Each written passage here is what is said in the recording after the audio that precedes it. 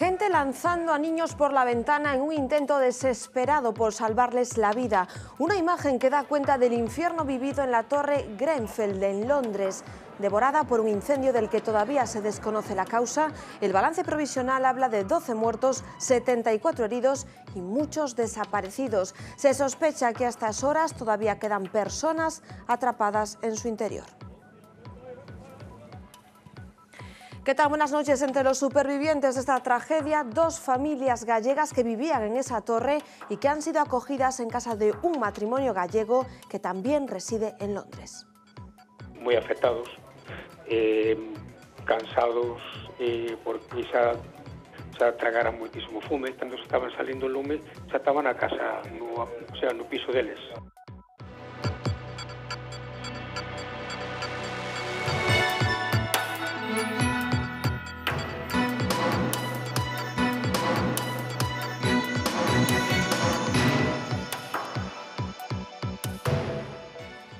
La provincia de Ourense y en concreto la comarca de Valdeorras están a mediados de junio en una situación de sequía extrema. En Arrúa y en Petín están a un paso de cerrarles el grifo a los vecinos. Se han emitido bandos prohibiendo el riego, el lavado de coches, el baldeo o el llenado de piscinas y han pedido a la Confederación Hidrográfica poder captar agua de un embalse destinado a la producción de electricidad.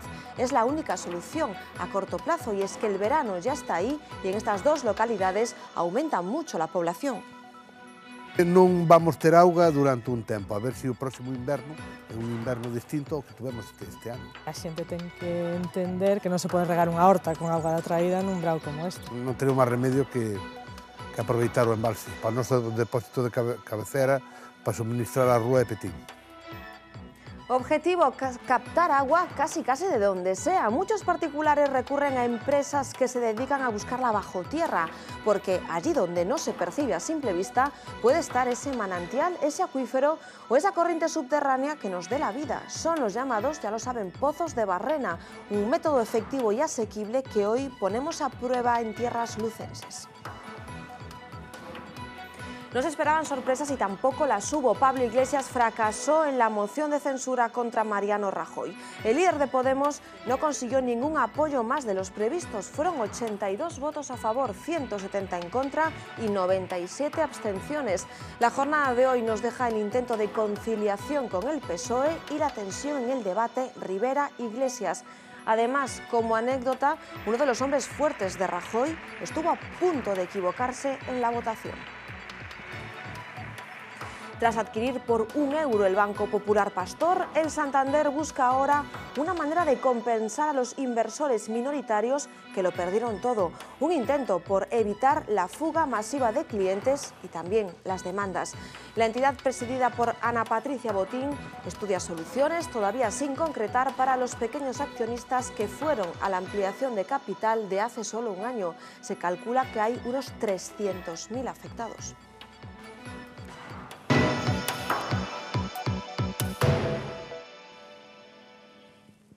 12 muertos, 74 heridos, 20 de ellos en estado crítico y todavía muchas personas desaparecidas. Es el balance provisional del incendio que ha devorado una torre residencial en Londres.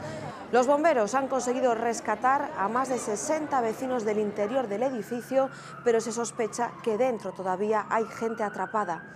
Las llamas comenzaban por causas que todavía se desconocen a las 2:15 de la madrugada, hora española, en este bloque de viviendas situado en la localidad de Kensington.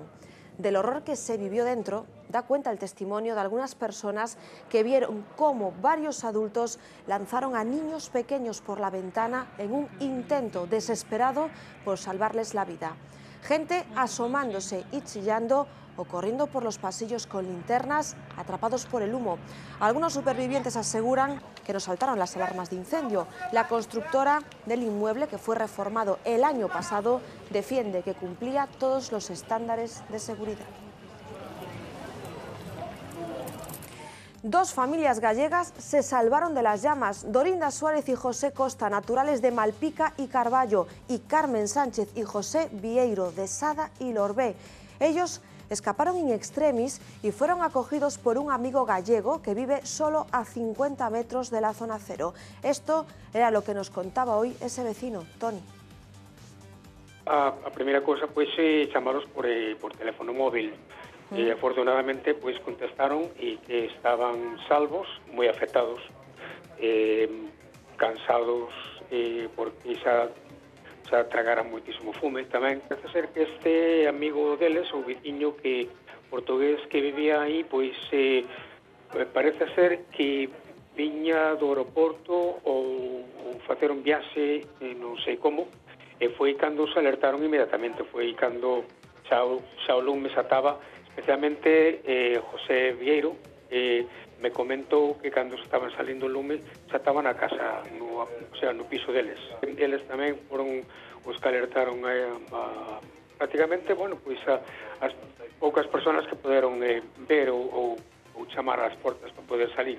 Bueno, a ver, en principio o que hai que pensar, como lles digo eu, que o máis importante é que eles están con vida. Afectados, sí, para decirse a verdade, moi afectados, porque perderon a vida toda que pasaron aquí. Son familias, non tan solamente eles que son os outros demais, pero bueno, falando destes amigos nosos, pois é unha cousa de que hai que empezar de novo. A torre foi reformada toda por fora e que ainda acabaron este ano. Houve moitísimas queixas sobre o material que se puso fora do edificio. Se este material non tuvera, posiblemente se hubera salvado moitísimas máis vidas e a tragedia puido ser moito, nunha palabra, a minoría podía ser. O edificio antes de nada era prácticamente con el cemento feito de ladrillo. O material que puseron, pois foi o que fixo arder prácticamente todo. En la comarca de Valdeorras, la sequía obligará a realizar restricciones en el abastecimiento de agua si no se busca una solución inmediata. La situación es especialmente preocupante en Arrúa y en Petín. Garantizar el suministro en julio y agosto es la prioridad, sobre todo teniendo en cuenta el aumento de población que se produce allí en verano. Arrúa y Petín miran al cielo esperando unas lluvias cada vez menos probables, con el verano ya a la vuelta de la esquina. Ambos concellos, que tienen mancomunada la gestión del agua, aún no han cerrado el grifo a los vecinos, pero sí los han advertido. Xa se puxeron bandos de que non se pode lavar os coches. A xente ten que entender que non se pode regar unha horta con auga da traída nun brao como este. Un invierno extremadamente seco obliga en Arrúa a tomar medidas excepcionales. Uno de los depósitos de abastecimiento muestra un nivel insólito. Xa nesta mesma semana, e estamos falando de mediados de xuño, vamos ter que arrancar un bombeo que temos de fai moitos anos que colle auga do encoro de San Martiño. De seguir así la situación, la única esperanza pasa por una nueva captación en el embalse de San Fiz. Un permiso provisional, que é o máis rápido que hai, que ten unha duración de 2 anos. O definitivo tarda moito máis en dalo. Non tenemos máis remedio que aproveitar o embalse para o noso depósito de cabecera para suministrar a Arrúa e Petín. Por aquí pasa a tubería o suministro noso da Rúa de Petín, entonces xa se preveu no seu tempo de facer isto é como unha válvula de descargue para quitarlle o aire e ao mesmo tempo nós vamos a utilizar para conectar cunhas bombas que poñamos no embalse e suministrar auga por aquí. Claro, teñen que ser unhas bombas potentes porque estamos a falar dunha distancia de altura de casi 200 metros de desnivel. A nos non nos interesa a medio prazo un bombeo, que económicamente é moito máis gravoso para os concellos do que pode ser outro tipo de traída que sexa por gravidade. É certo que ante a urxencia do momento esta única solución.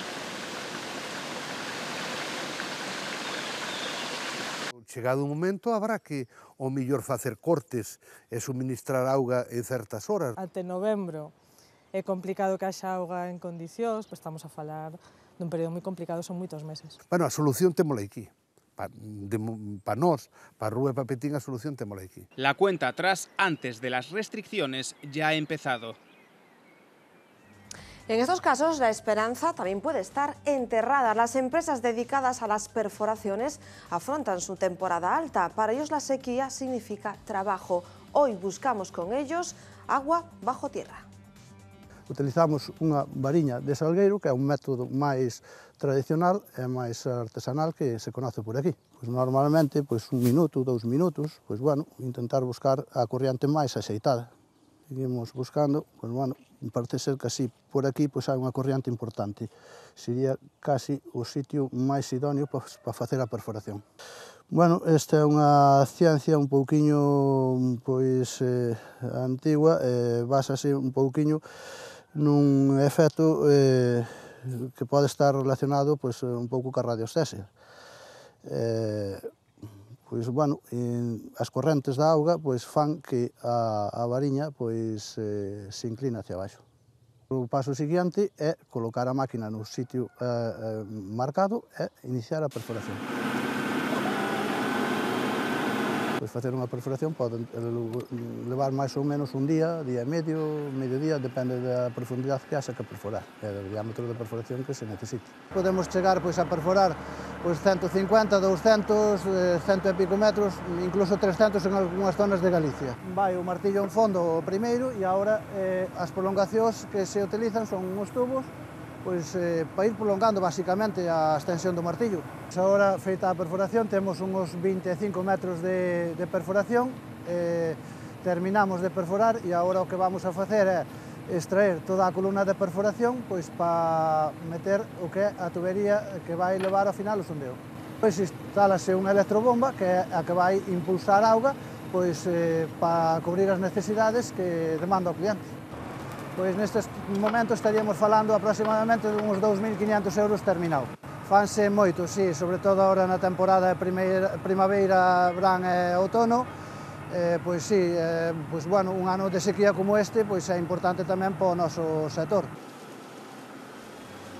Naufragio esta madrugada en la ría de Vigo. El bonitero Rúa I, con base en Aguarda, se iba a pique y sus 4 tripulantes tenían que ser rescatados. El accidente tenía lugar en las inmediaciones de las Islas Estelas. El barco embarrancó y luego se hundió debido a una vía de agua. Salvamento tuvo que poner en marcha un amplio dispositivo. En torno a las 4 de la mañana, el helicóptero Pesca 1 evacuaba a los tripulantes, que fueron trasladados al hospital Álvaro Cunqueiro en buen estado. A estas horas, esos tripulantes se encuentran ya en sus casas. Se confirma además que no hubo contaminación en la zona. La Salvamar se desplazó al lugar del siniestro para recuperar los restos de la embarcación. Y novedades sobre el accidente de tren de Oporriño, en el que murieron 4 personas y resultaron heridas 47. La investigación apunta ya al maquinista. Es lo que dice el informe preliminar de los peritos, ya en manos del juzgado de instrucción. Las conclusiones apuntan a un exceso de velocidad por despiste del conductor. Este reconoció mediante un botón la señal que le obligaba a ir a 30 por un desvío, pero no lo hizo y acabó descarrilando a 118 km por hora. El informe descarta de momento que la orden de Adif de llevar el tren a una vía secundaria para comprobar así si funcionaba el desvío pudiese haber sido la causa de este accidente que sucedía a las puertas de la estación de Oporriño el pasado septiembre. Multas que van de los 600 a los 30.000 euros para los participantes en la Marcha Ocupa de Santiago. Los 116 identificados este sábado están acusados de 2 faltas graves: desobediencia y resistencia a la autoridad, y negarse a disolver la manifestación. Además, aquellos que accedieron al recinto del Colegio Peleteiro, abandonado desde hace años, se enfrentan a otra falta, leve en este caso, por ocupación del inmueble, que está castigada con una multa de entre 100 y 600 euros. La policía también propondrá sanción para otras 16 personas que portaban palos, a 10 que llevaban escudos y a otras 2 por escalar los muros del colegio.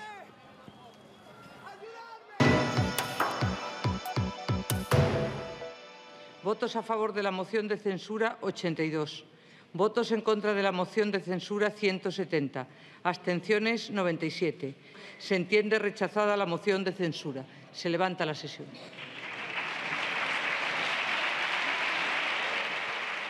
Como era de esperar, no ha salido adelante. Pablo Iglesias fracasa en su moción de censura a Mariano Rajoy. El candidato de Unidos Podemos no ha podido lograr ningún apoyo más que los 82 con los que ya contaba. Han sido 17 horas de debate en el Congreso, en la que ha sido la tercera moción de censura de la democracia. Hernando Fraile, Rafael Antonio. No. El PSOE se abstuvo tal y como se esperaba, los socialistas no se han movido de sus posiciones y no se fían de los cantos de sirena que hoy sí le llegaban del secretario general de Podemos. Ante la mano tendida de Pablo Iglesias en el PSOE, algunas dudas. Ojalá, me parece muy bien. ¿Cómo va a manejar el recién renovado PSOE, el del ausente en el Congreso Pedro Sánchez, su relación con Podemos? La pregunta perseguía al nuevo portavoz. ¿Va a recoger ese guante? No, ya lo hemos recogido, nos parece muy bien. Ahora vamos a ver en qué se traduce eso. ¿Entonces van a presentar una moción de censura más adelante? Ya hablaremos de eso. Más adelante hablamos de eso. Su primer gran día en la tribuna, su reto, sacar de la sombra a un PSOE que no había hecho todavía acto de presencia en esta moción de censura, para explicar que Podemos ya tuvo una oportunidad para que Rajoy no fuera presidente. Esta sesión de 2 días no la hubiéramos ahorrado. Es que hace 1 año y pico era lo mismo, no era la candidatura, no pongan la excusa, no la pongan. Y ahora el señor Rajoy, porque nos abstengamos, va a ser la culpa de que sigan, porque no es verdad. Hombre, si me dice usted que me vota a favor, le aseguro que en unos recesos a lo mejor cambiamos la historia de este país, ¿eh? Es que a veces abstenerse pues tampoco es tan grave. Tampoco es tan grave. En un rifirrafe ligero y un trato inusual, casi exquisito, de Iglesias. Seguro que nos podemos entender. No hay color. Entre ser un insultado y ser tratado como esta vez, no hay color. Aunque no convenciera a la grada socialista, Iglesias ha querido hurgar en las recientes heridas del PSOE. Quiero pensar que el nuevo Partido Socialista se parece más a lo que hemos escuchado de usted, sí, que a lo que escuchamos del señor Heredia. Yo creo que eso es una cosa buena. Le pido que no ofenda a mis compañeros. Pero ha querido mostrar voluntad de entendimiento con este apretón de manos, que ha generado aplausos y un sonoro murmullo. Tono mucho más bronco entre el líder de Ciudadanos y el de Podemos, cruces de acusaciones personales en muchos casos y ataques directos en tono despectivo entre los dos portavoces. Llaman a entrar. Rivera el primero en actuar hoy. Señor Rivera Díaz. A lo que vamos, que Iglesias y Rivera no se llevan, es un hecho. Hay que ser bastante facha, cínico, pedante, el escudero del Partido Popular. Señor Iglesias, ¿alguna idea? Reproches mutuos por permitir a un ausente Rajoy ser presidente. Nadie más que usted es responsable de que el señor Rajoy sea presidente. Cuídese del compadreo con el partido político más corrupto de Europa. Si Podemos no existiera, a lo mejor no sería presidente. ¿Ustedes por qué apuestan? Por esto. Por esto. Cataluña. Usted es Demoliciones Iglesias, a la que el señor Rufián y Bildu ven Demoliciones Iglesias y dice, ¿dónde hay que apretar el botón? ¿No será usted la persona útil que han encontrado los señores Puigdemont, Junqueras, Batasuna para demoler este país? Es un profundo desconocedor de la realidad de nuestro país y de la pluralidad. Debería usted sacudirse de encima ciertos tics autoritarios. Volvemos al terreno de lo personal. Con toda la humildad que usted estudie. Póngase a trabajar. Escuche que si no luego hay que buscarlo en Google. Vuelva usted a la realidad, salga del autobús, vuelva a la cámara. PP y Gobierno escuchan fascinados. Ustedes no sirven para nada en política, señor Albert Rivera. España tendrá un futuro distinto y no será usted el futuro de España, lo sabe. Esa sonrisa lo dice todo. No lo digo yo. La señora Consideraciones personales también en el discurso del portavoz del PP. Rafael Hernando mencionó la relación sentimental entre la portavoz y el secretario general de Podemos, un comentario criticado por machista. Hay quien dice que estuvo mejor la señora Montero que usted, pero no diré yo esto porque si no, no sé qué voy a provocar en esa relación. Señorías, si usted se ha molestado y se ha ofendido por mis últimas palabras, le pido excusas. Yo hablaba de una relación sencillamente política. Voy a decir algo en lo que estoy de acuerdo con usted. Ha dicho usted que España es un gran país. Pero sepa una cosa, sin ustedes lo sería todavía mejor. Una de las anécdotas de la votación ha sido esta. El jefe de gabinete de Rajoy, Jorge Moragas, votó sí por error en un primer momento a la moción de censura, pero veloz, ya lo ven, Celia Villalobos le advirtió de lo que estaba haciendo. Con su rectificación, su voto contará como no finalmente en el diario de sesiones. Una de las imágenes de la sesión de ayer en el Congreso fue la del alcalde de A Coruña jugando con su tableta durante el discurso de Irene Montero. Hoy el regidor coruñés ha querido pedirle disculpas a la portavoz de Unidos Podemos por haber desviado el centro de atención. Considera de todas formas que se trató de una anécdota y que el caso no es comparable al de Celia Villalobos. En fin, non deixa de ser unha anécdota, o que, en fin, lamento é que esta anécdota e a difusión que tivo, pois, escurecese algo, non? O que era o discurso de Irene neses momentos, non? Que, pois, en ese sentido, pois, a ela e ao resto, pois, teño que pedir disculpas, non? Por ter provocado, non? Seguramente, de xeito, pois, un pouco, en fin, non moi hábil pola miña parte, pois esa foto. Tamén o fixo Celia Villalobos? Bueno, eu creo que unha pequena diferencia, non? Que ela estaba presidindo o Congreso e eu estaba de público nunha tribuna, nun lugar onde, por certo, nos avisaron de que estaba prohibido sacar fotos, pero bueno. El caso se archivó el pasado 23 de mayo, pero ahora da otra vuelta. La Fiscalía pide abrir juicio oral contra la mujer que denunció a José Manuel Baltar por coacciones. La mujer denunció al presidente de la Diputación de Ourense por haberle ofrecido dinero, un puesto de trabajo, a cambio de sexo. Ese caso se archivó y ahora la Fiscalía afirma que ella quería realizar un pacto para conseguir un empleo sin superar las pruebas pertinentes. La Fiscalía mantiene que la mujer grabó las conversaciones y abordó a José Manuel Baltar en la vía pública. Tras hacerse por €1 con el Banco Popular Pastor, el Santander estudia ahora compensaciones a sus accionistas. Más de 300.000 pequeños inversores lo perdieron todo con esta operación. En los próximos días, la entidad que preside Ana Patricia Botín concretará una solución para aquellos clientes que acudieron a la ampliación de capital en mayo de 2016. Los clientes recurrirán ante los juzgados esa ampliación al considerar que se hizo con unas cuentas que no estaban bien formuladas. Aunque el Banco Santander ha ordenado a toda la red del Popular que la prioridad es no perder un solo cliente, muchos de los afectados por la pérdida de su inversión están optando por marcharse a otro banco.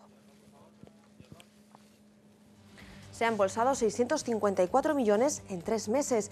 Ni 1000 vidas nos darían para conseguir reunir tal cantidad de dinero, pero a Inditex le basta con un trimestre. Las tiendas de 2 millones de euros, un 14% más que el ejercicio pasado han ganado.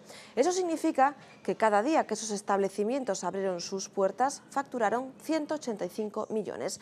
No solo se cumplieron las previsiones de inversores y analistas, sino que estas se quedaron cortas con sus estimaciones de crecimiento de ventas. El arranque del paro de 48 horas de la estiba se está dejando notar de forma desigual en los puertos de Galicia. En Vigo, 2 buques fueron desviados a otros puertos. A primera hora de la tarde, la autoridad portuaria estimaba una acumulación de hasta 9 barcos que harán sus escalas el viernes y que provocarán un notable retraso en las descargas.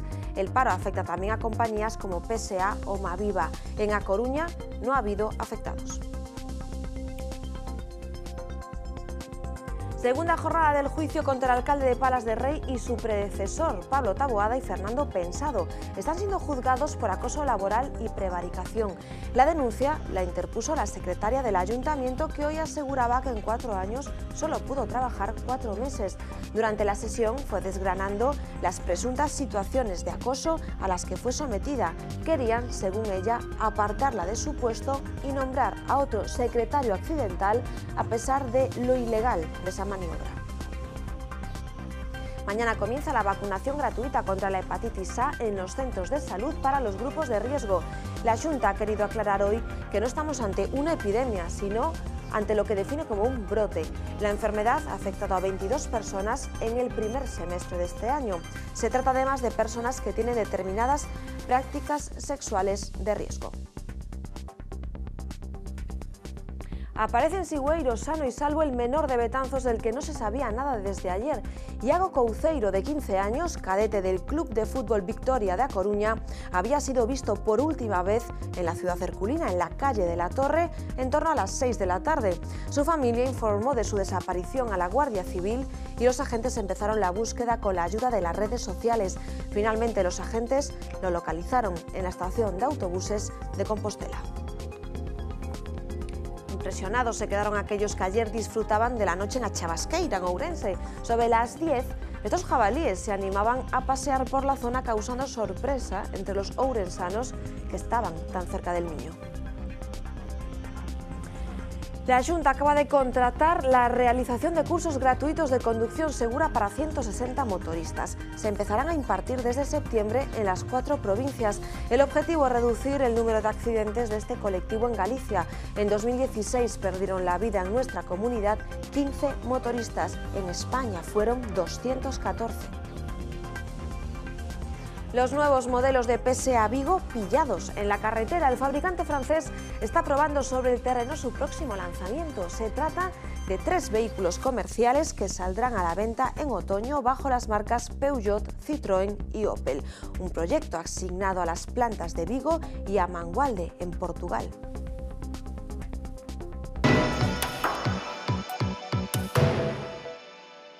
Y ya lo saben, hasta ahora, información del tiempo en Más que Contar. Xavi Fonseca, buenas noches. Muy buenas noches, Gladys. Hoy hemos tenido una jornada anticiclónica en Galicia, pero ojo, dependiendo de la zona, ¿se ha visto o no se ha visto el sol? Fíjense en esta tremenda imagen del satélite, el gran contraste que hemos tenido entre la costa norte de Galicia y el resto de la comunidad. En la costa norte el cielo ha estado durante todo el día con nubes bajas que han cubierto el cielo y han impedido que se pudiese observar el sol, ni por la mañana ni por la tarde. Sin embargo, en el resto de Galicia el cielo ha estado completamente despejado. Un gran contraste que vamos a ver también en el siguiente mapa. Es el mapa de las temperaturas. Fíjense, toda esta zona de color verde refleja las zonas de Galicia donde el cielo ha estado cubierto y, ojo, donde las máximas apenas han superado los 18 grados. Sin embargo, en el resto de la comunidad hoy ha sido una jornada muy calurosa, especialmente en la provincia de Ourense, donde hoy se han alcanzado ya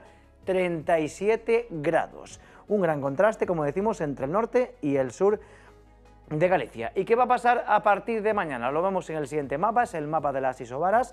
Despedimos definitivamente la influencia de esta borrasca que nos ha dejado algo de inestabilidad durante las últimas jornadas y nos quedamos únicamente con el anticiclón de las Azores que a partir de mañana comenzará a remontar hacia el norte, protegiéndonos de cualquier influencia atlántica. Mañana una jornada muy estable en las 4 provincias gallegas, con algunos matices como siempre, por ejemplo, nieblas matinales en el interior de Galicia, especialmente en la provincia de Lugo, y ojo, mañana seguiremos con esos vientos del norte que mantendrán la humedad en el extremo norte de la comunidad, aunque esperamos que esa humedad no sea tan abundante y tan importante y tan persistente como la de hoy. En el resto de Galicia, igual que hoy, cielos completamente despejados, ni una sola nube y temperaturas que se quedan sin grandes cambios y por tanto las máximas más bajas las encontramos en el extremo norte de la comunidad y a medida que descendemos hacia el sur pues encontramos máximas más elevadas. De nuevo, la máxima más alta la encontraremos en la provincia de Ourense, superando los 30 grados.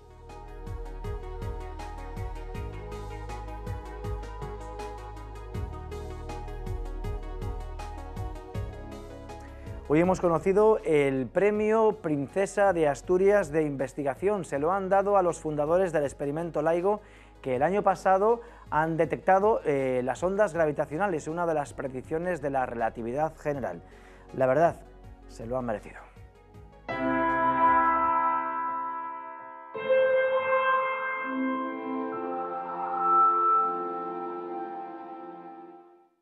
Cuando Albert Einstein formuló la teoría general de la relatividad en 1915, sabía perfectamente que estaba derrumbando los cimientos de la física de la época, algo que, por supuesto, no sentó muy bien. ¿No pensarán en serio financiar a ese charlatán? Admito que Einstein es excéntrico, pero sus teorías se deben a la misma curiosidad que llevó al profesor Planck a descubrir los quantums y a la misma que le llevó a usted al efecto fotoeléctrico. Einstein no tiene nada que sea igual en nosotros, profesor Haber. Pero lo que desconocía era hasta qué punto su tesis de la gravedad como una deformación del espacio-tiempo iba a provocar también una auténtica revolución en el conocimiento del universo.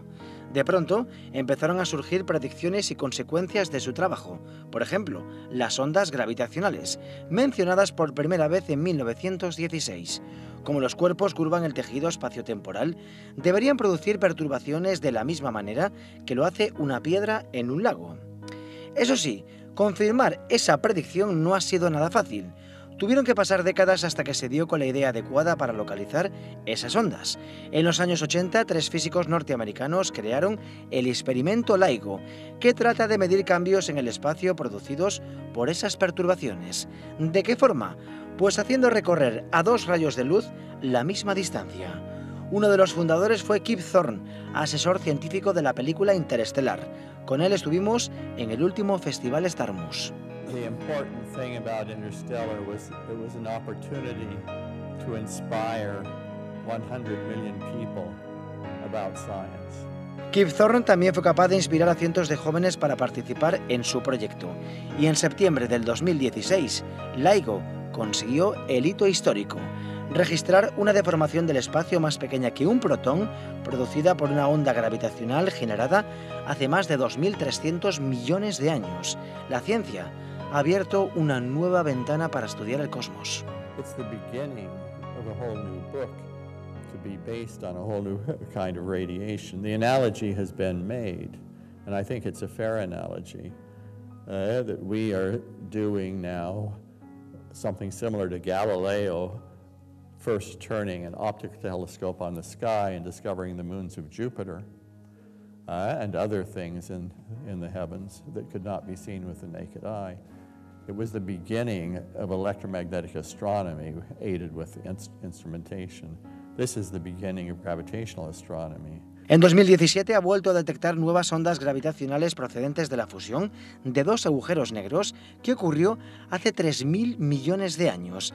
El premio Princesa de Asturias de Investigación para los creadores de LIGO está más que justificado y muy pronto caerá también el Nobel de Física.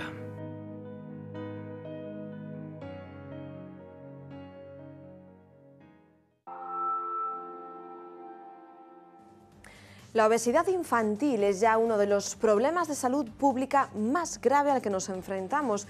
El exceso de peso supone el tercer factor de riesgo de muerte y discapacidad, solo por detrás del tabaco y la hipertensión. ¿Cómo podemos plantarle cara desde los primeros años de la vida? Pues se lo contamos a las 10 en Sana Sana en V Televisión. Quédense con este dato para hacerse una idea de lo que estamos hablando. Por primera vez en la historia de la humanidad, y son unos cuantos años, hay más personas en el mundo con sobrepeso y obesidad que con bajo peso. Y si son de los que no se impresionan fácilmente, añadiremos que la cifra de personas con este problema se duplicará en los próximos 30 años. En Europa más de 12 millones de niños y niñas lo sufren, y también en España. De hecho, entre los varones españoles entre 5 y 7 años encontramos el tercer mayor índice de exceso de peso de todo el mundo, solo por detrás de Grecia y Estados Unidos.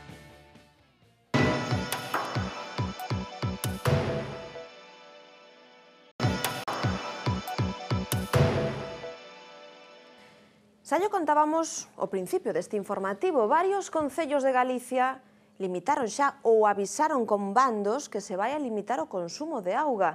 Son concellos como Sandiás, A Rúa, o Rosal, Petín. Limítase, polo momento, cousas como lavado de coches ou encher as piscinas.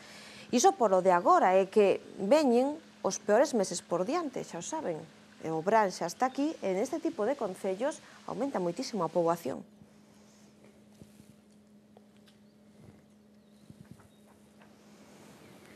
Temos que esperar máis problemas en outros lugares de Galicia, que levemos meses xa en prealerta por sequía. Podemos dicir que é un efecto do cambio climático? Imos preguntar ao noso invitado de hoxe, porque é un placer ter aquí a Francisco Díaz Fierros. Que tal? Moi boas noites. Moi boas. Aparte de telo aquí, que moitas veces estivo, pero un poquinho así na lonxanía en Santiago. Francisco, eu creo que a ti que se avise de que pode haber restriccións de auga na Rúa, en Petín, son máis no Rosal, eu creo que a ti non che sorprende, non? Non, non, porque a sequía sempre houve sequías, houve secas realmente en Galicia polos veráns, non? Unhas máis intensas que outras, incluso poderíamos dicir que se vamos xa apropiando a historia, teríamos as rogativas para que chovera, precisamente para evitar a sequía que se estaba acumulando e estaba afectando as producións agrarias, non? Por lo tanto, é algo que sempre existiu. O que diferencia un pouco as sequías actuais é que empezan a producirse sequías de primavera. A sequía de verán é anormal, non? Houve anos que prácticamente non choveu nada, no mes de xullo e agosto, por tanto, houve unha sequía moi profunda e con moitos problemas en xeral, non? Pero a novedade é que empezamos a ter sequía nos meses de febreiro, marzo, abril, como neste ano, non? Sí. Entón, eso sí que é algo que ata agora non o tiñamos moi claro. E que, ademais, cando se fai estudos do que foi a historia da nosa precipitación ou da nosa sequía en Galicia, vemos que a tendencia que estamos observando é que precisamente se vai profundizando, se vai agudizando esta sequía, vamos chamarlle de primavera, non? Sí. E eso posiblemente sexa a tendencia que posiblemente xenere o cambio climático de aquí a 10 anos, 20 anos, fin de século, que é a proxección máxima que normalmente temos en relación cando facemos estudios sobre o cambio climático. Esa é realmente a única tendencia que se está notando. Entendo que o que ti dis ten que ver con isto de que levamos 5 meses no que a Xunta chama prealerta por sequía, que todos decimos, non hai sequía, non hai sequía, pero entendo que ven sendo un pouco esa seca de primavera, ou esa seca adiantada. Sí, bueno, eu sempre que falo da seca, normalmente sempre distingo 3 tipos de seca, non? A seca climatolóxica, que chove menos que outros anos. Este ano parece que aproximadamente andamos por un 40% menos de chuvia no período que levamos contabilizado deste ano 2017, que é moito. É moito, sí. Pode haber hasta un 50 e pico por cento, pero o 40% xa é moito. É que cando os propios cidadáns o percibimos é que hai algo contundente. Despois, como unha consecuencia desto, ven o que lle chamamos a sequía hidrolóxica. A sequía hidrolóxica vémola nos embalses, nos ríos e nos pozos. Os embalses, neste momento, andan polo 67%, algo máis no que lle chamamos a zona atlántica, pero o que é a cunca do Miño-Sil, que é máis da mitade de Galicia, anda polo 67%. Por certo, que no resto de España anda polo 50 e pico por cento, non? Sí, que esa é outra historia, sí. Pero quero dicir que, cando andamos por ese porcentaje, quero dicir que estamos con un 30 e pico por cento menos do que é habitual. Esa é a sequía hidrolóxica que podemos detectar perfectamente nos embalses. Nos ríos, a cousa xa é un poquinho máis complexa, porque os ríos de pouco caudal, as cabeceiras de ríos e tal, son os que empezan a detectar que hai problemas de seca. E son realmente os que están en situación de prealerta. Estas zonas que se alimentan a auga das cabeceiras. As grandes arterias, é dicir, o río Miño, o río Sil, non. Eses nunca se van secar. Ahora, o que sí hai que decir tamén é que na cunca do Sil e Miño, na parte sur, xa ríos dunha certa entidade, como pode ser o Limia, como pode ser o Arnoia, como pode ser o Louro, están en situación de prealerta xa, están co que califican a Confederación Hidrográfica como nivel baixo. Pois ainda quedaría o nivel baixo, que ainda sería moito peor, pero en este momento están en esa situación. Quer decir que, efectivamente, hai zonas onde esta sequía hidrolóxica é máis evidente, Despois, claro, están os pozos, eso xa é moito máis complicado, porque non hai un control así como hai dos ríos, e, polo tanto, temos que falar un pouco do que nos conta a xente e que o que máis ou menos estimamos. Pero tamén os pozos pequenos, os acuíferos máis pequenos, os de menos profundos, eses tamén teñen xa problemas serios. E, finalmente, estaría a sequía agronómica, que é a auga que temos no solo, que é a que toman as plantas. A sequía agronómica, pois no mes de abril estivo moi baixa. No mes de maio recuperouse a auga do solo. Porque houve máis choiva. Esa choveu bastante, 100 e pico de milímetros en moitos sitios, e prácticamente volvemos outra vez a ter o nivel de auga no solo recuperado. Pero neste momento volvemos outra vez a ter o nivel de auga do solo baixa, e polo tanto temos xa unha sequía agronómica importante, e se as cousas siguen así, eu diría que máis ou menos en uns 15-20 días casi esgotaríamos a auga do solo. Por lo tanto, estaríamos nunha sequía agronómica certamente grave. Claro, que as consecuencias entendo que pode ter eso para os cultivos. Exactamente. Entón, habería, claro, eso tamén, ás veces, é moito máis grave a sequía cando coincide no momento en que crecen máis, en que medran máis os cultivos, que foi no mes de abril, aí sí que houve problemas importantes, porque había unha seca, e ademais había un momento que teóricamente tiñan que medrar moitos cultivos. Aí houve perdas importantes de 30, 40 ou 50% da produción en erva que non se recupera xa, claro. Eso xa non volve outra vez neste ano, xa non volvemos a ter esa produción. En o que ten que ver con esa seca agrícola, estáse a ver que a tendencia é cada vez máis cara a seca? Bueno, eso xa non é tan fácil de definir, porque é un cálculo bastante complicado. Depende moito da choiva directamente. Sí, nos fixemos un análise dos últimos 60 anos das secas agronómicas en Galicia. O sea, que estudiamos especificamente como eran as secas agronómicas. E a pesar de todo eso que estou dicindo da seca climatolóxica, da seca hidrolóxica, en fin, que eso máis ou menos se está percibindo cara a onde vai, o que non atopamos de momento foi ningunha tendencia clara da seca agronómica, a pesar de que se está dando, a pesar de que este ano é grave. Pero dicir que de aquí a 20 anos, 50 anos, a seca agronómica vai ser moito peor, pois non o sei, porque non temos datos, as tendencias non dicen, en principio, nada claro, e, polo tanto, aí teño que deixar en suspenso o que sería a decisión, ou polo menos a probabilidade de que algo ocurrira neste sentido. Claro. Francisco, seguro que escoitas moito, ti que o ves dende un punto de vista máis profundo que o noso, iso de que, bueno, xa chove esta semana, xa se recupera todo. Isto non é así, non chega esa auga que cae igual en tromba durante 3 ou 4 días, non? Non, vamos a ver, porque así como a sequía agronómica é unha sequía moi lábil, vamos a chamar, que cambia con moita rapidez, se chove... Digamos, porque auga sobre a terra directamente. Non, sobre todo porque a capacidade de auga que temos no solo é unha capacidade bastante limitada. Entón, baleiras enseguida, pero tamén se enche enseguida. E, polo tanto, 100 e pico de milímetros que choveu en maio abondaron para recuperar polo tanto, quer decir que esa sequía agronómica pode estar oscilando bastante, non? O que pasa é que a outra, a sequía hidrolóxica, que é a que nos pode interesar, non? Porque esa é moito máis lenta en recuperar. Embalses, ríos, que claro, vemos que os datos apenas se moveron. Exactamente, porque eses 150 ou 140 litros por metro cuadrado que caeron en maio aumentaron algo, pero eu creo que máis alá dun 5% as reservas eu creo que nin chegaron, non? As reservas dos embalses, así como digamos, a auga do solo se recuperou toda, a dos embalses recuperouse, pero pouco. Por eso, seguiu baixando despois cando desapareceron as chovias, non? Quer dicir que, segundo sexa a cantidad de auga que se ten que, digamos, mobilizar, a resposta á chuvia vai a ser diferente. Se hai moita masa de auga, como son os encoros ou como poden ser os ríos, pois claro, eso vai moito máis lento no que é a recuperación se chove.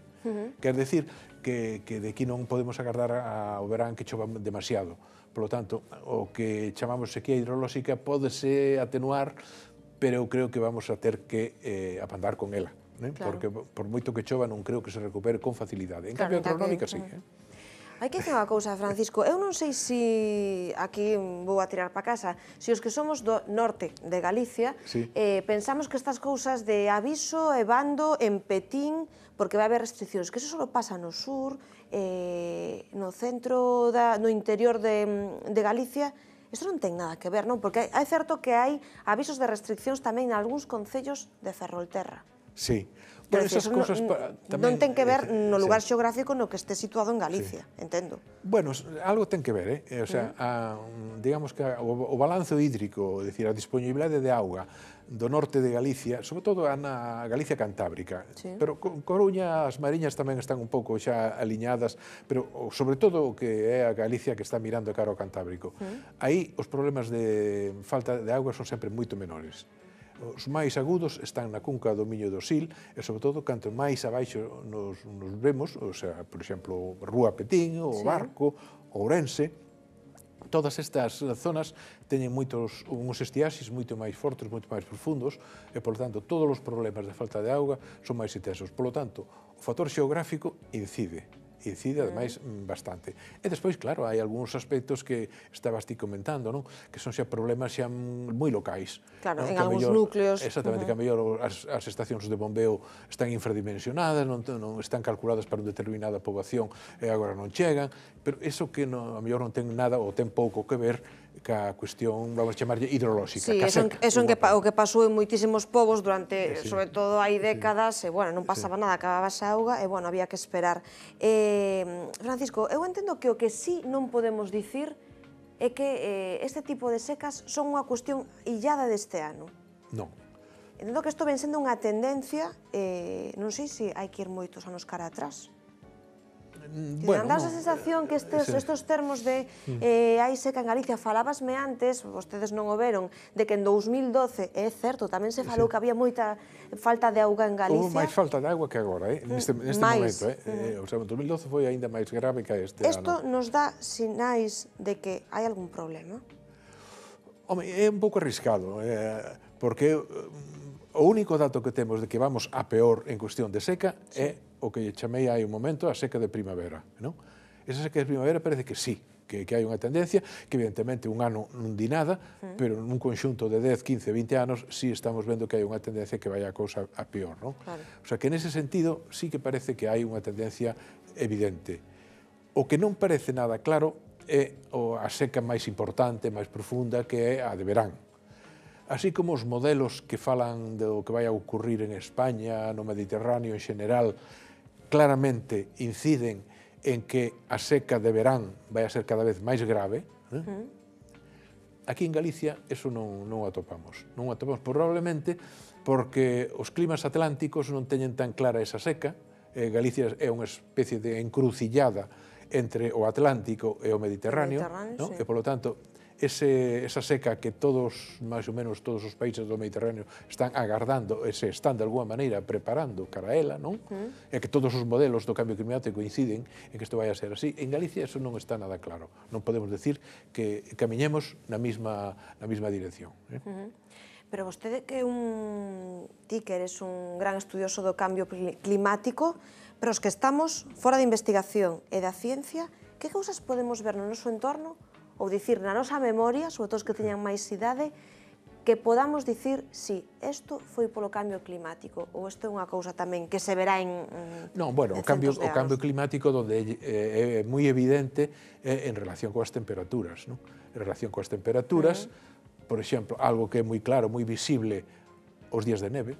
Os días de neve claramente están disminuindo. Eso xa, os que temos xa unha certa idade, podemos constatar pola nosa propia experiencia que os días de neve cada vez son máis escasos. E o confirman, sen dúbida, aqueles que viven na montaña, certo? Exactamente, non? Eso estamos vendo continuo, pero se facemos os análisis tamén de como foron evoluindo os días de neve, pois tamén vemos claramente que van disminuindo.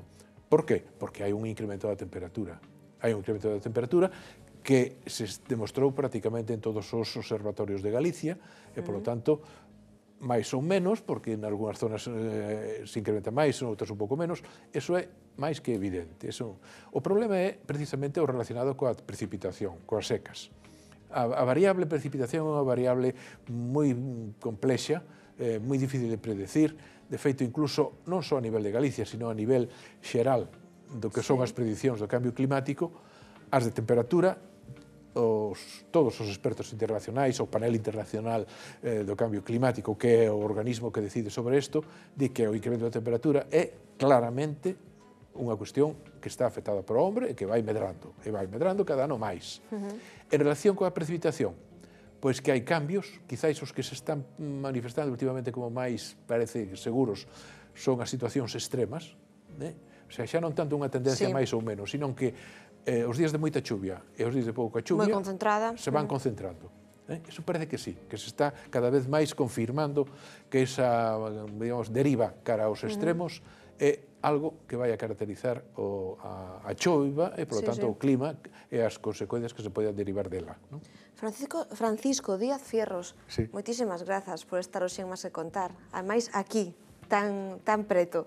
Gracias a vos, porque sempre é importante o que máis ou menos un vai estudiando que poida chegar a xente, a canta máis xente mellor. Por responder sobre todo a nosas dúbidas que para un investigador entenderán que serán moi sinxelas. Grazas, boas noites. Moitas grazas.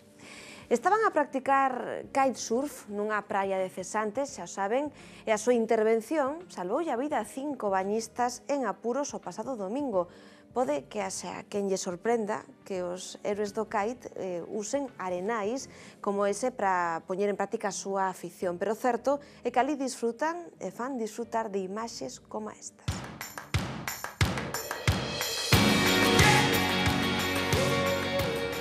Eles suben as súas táboas ou son das cometas que sobrevoan esas praias.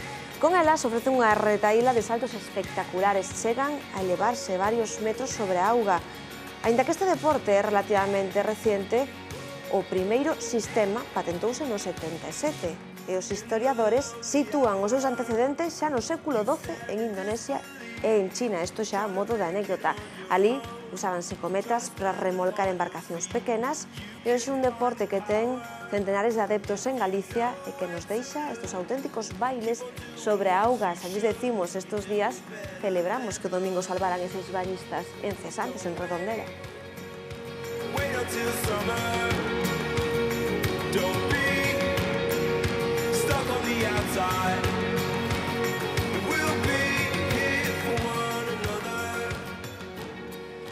E así marchamos por hoxe. Temos moitas máis historias que contarlles, pero iso vai ser mañán a partir das 9. Grazas, como sempre, por estar aí.